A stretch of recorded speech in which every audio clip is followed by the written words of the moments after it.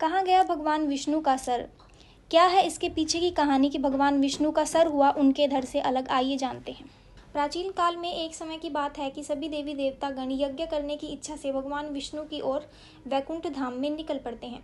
वैकुंठ धाम जाने के बाद उन्हें पता चलता है कि विष्णु भगवान वहां नहीं है। अंतर्ध्यान होकर सभी देवी देवता गण यह जानने की चेष्टा करते हैं कि आखिर विष्णु भगवान कहाँ गए। तब उन्हें पता चलता है कि विष्णु भगवान योग निद्रा में हैं। जैसे ही वह विष्णु भगवान के पास पहुंचते हैं, सब हल्का सा संकोच करते हैं कि विष्णु भगवान को अब योग निद्रा से कैसे जगाया जाए। इतने में ही पल भर में ही, क्षण भर में ही वह देखते हैं कि हर जगह कोहराम मचा हुआ है, बिल्कुल ही अंधेरा और सन्नाटा सा छा गया है। और थोड़े ही समय बाद वह देखते हैं कि विष्णु भगवान का सर उनके धड़ से गायब है। सभी देवी देवता बहुत ही रोने लग जाते हैं, विलाप करने लग जाते हैं कि आखिर ये क्या हुआ। परेशान होने के बाद सभी देवी देवता माता की स्तुति करते हैं। माँ की स्तुति का अत्यंत गायन करने के बाद माँ भगवती प्रकट होती है।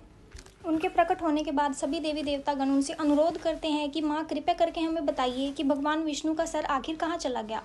उनके यह प्रश्न पूछने के बाद माँ भगवती उन्हें जवाब देती हैं कि बहुत ही ज़्यादा मेरे माया बीज की तपस्या करने के बाद मैंने एक हयग्रीव नाम के दानव को यह वरदान दिया है कि उसकी मृत्यु केवल हयग्रीव ही कर सकते हैं। दूसरी ओर यहाँ माँ लक्ष्मी विष्णु जी के साथ बैठी हुई थी और विष्णु जी उनकी चंचलता को देखकर हल्का सा मुस्कुरा देते हैं। यह घटना माँ के मन में एक हल्का सा संदेह उत्पन्न करती है कि आखिर ऐसा क्या हुआ है कि विष्णु भगवान उनको देखकर मुस्कुरा रहे हैं।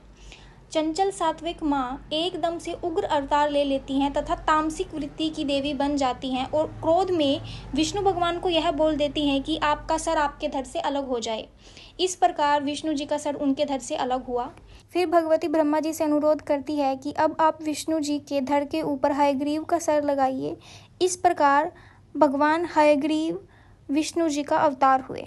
फिर उन्होंने हयग्रीव नाम के दैत्य का उससे युद्ध करके वध किया और सभी देवी देवताओं को सुरक्षित किया। इस प्रकार भगवती की एक लीला का अंत होता है। बोल अम्बे मैया की जय।